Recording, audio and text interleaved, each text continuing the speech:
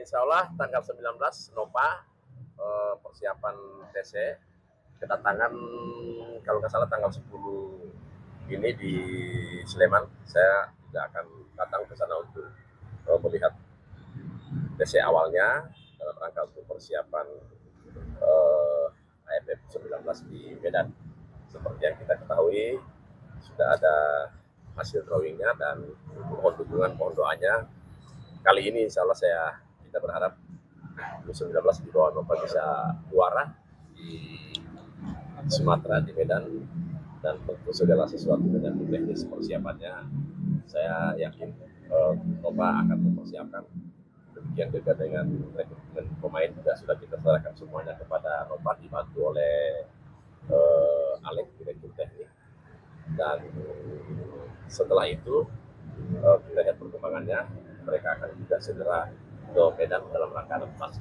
Pak, soal U17 yang kemarin habis menang lawan Cina, ya, ini kita bisa dibilang 1,5 langkah lagi akan lolos ke Piala Dunia, Pak. Iya, kita gembira, terima kasih dan mohon dukungannya. Besok malam lagi Bima Sakti akan Kurniawan, timnya Kurniawan akan bertanding dengan Qatar dan menang. Alhamdulillah seri ada peluang besar untuk lolos, dan tentu ini juga hasil yang baik bagi U17 karena kita tahu bersama mereka kalah 2 kali di Tangerang dan dengan Cina, dan alhamdulillah 2 malam yang lalu tim Kurniawan bisa mengalahkan Cina 1-0.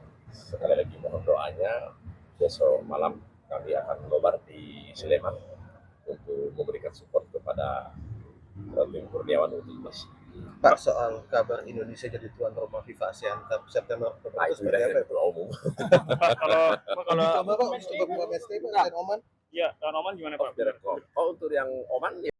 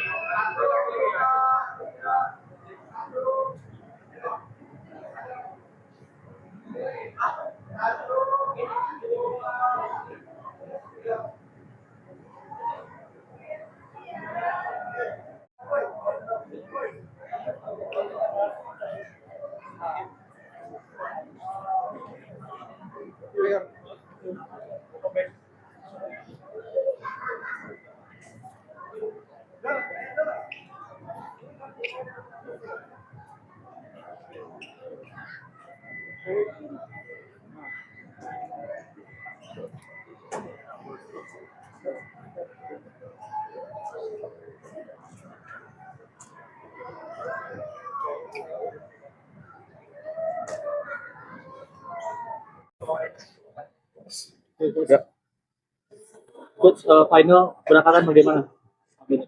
Ya, kita dari Jakarta berangkat 21 pemain karena 2 pemain Noha dan Mike gabung di Arab, dan ada 6 pemain yang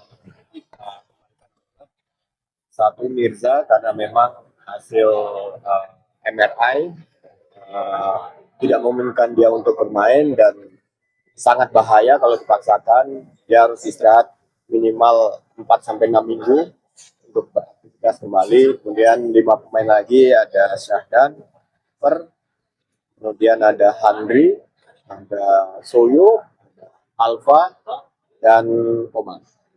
Coach, tadi itu sudah sampai ke timnas. Bagaimana kondisi dan kembangan?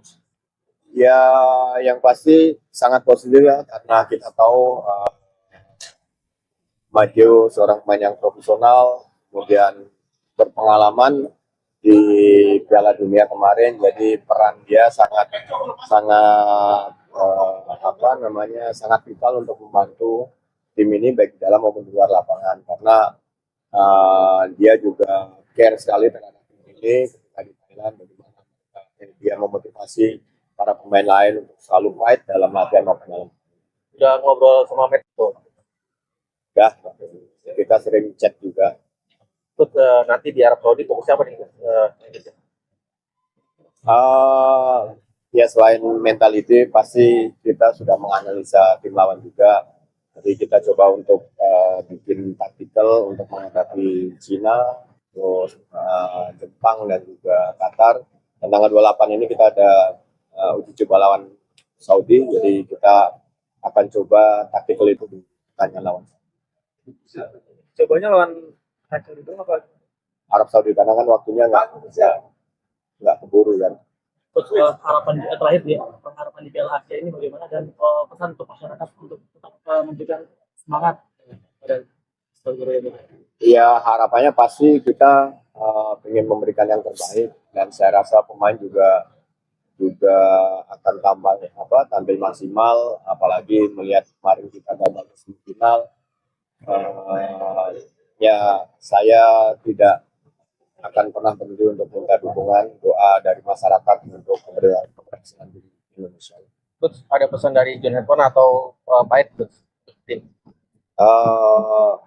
Kalau dari Coach John tidak ada ya, karena saya tidak komunikasi langsung. Kalau dari PSSI ada Erik, ada Sekjen juga mengatakan untuk tetap fokus, semangat, tampil fight all out dan berikan yang terbaik untuk bangsa. Tapi ada target dari Federasi untuk Ya kalau target kan kita tahu ya, ingin menjadikan Piala Dunia tradisi gitu kan.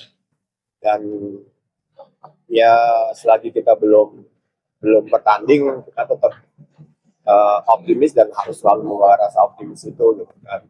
Tinggal nanti di lapangan bagaimana kita fight, kita bekerja untuk meraih hasil yang terbaik.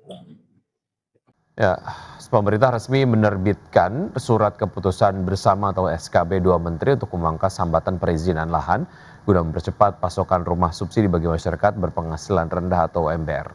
Ya, kebijakan ini merupakan hasil kesepakatan antara Menteri Dalam Negeri dan Menteri Agraria dan Tata Ruang Kepala BPN. Menteri Dalam Negeri Tito Karnavian dan Menteri Agraria dan Tata Ruang Kepala BPN Nusron Wahid sepakat untuk bersama-sama menerbitkan surat keputusan bersama atau SKB percepatan pasokan rumah subsidi bagi masyarakat berpenghasilan rendah atau MBR. Kebijakan ini merupakan hasil kesepakatan dua menteri untuk memangkas hambatan perizinan lahan guna. Melalui SKB tersebut, lahan yang sebelumnya terkendala secara administratif akibat kebijakan lahan sawah dilindungi atau LSD, kini dapat diproses kembali perizinannya sepanjang memenuhi aspek kelayakan lingkungan dan mendapat rekomendasi kepala daerah. Komisioner Badan Pengelola Tabungan Perumahan Rakyat atau BP Tapera, Heru Pudian Nugroho mengatakan kebijakan ini menjadi solusi konkret atas hambatan utama pada sisi suplai perumahan nasional. Heru menilai langkah strategis ini memberikan kepastian hukum bagi pengembang untuk segera melakukan konstruksi di lahan-lahan yang sebelumnya berstatus mandek secara perizinan. SKB percepatan suplai rumah subsidi ini sekaligus menjadi katalisator untuk mengejar target program pembangunan 3 juta rumah yang menjadi agenda strategis nasional, di mana penyelesaian kendala perizinan diharapkan mampu mengerek volume pasokan rumah subsidi secara signifikan guna merespon tingginya angka backlog hunian di berbagai wilayah Indonesia. Berbagai sumber, IDX Channel.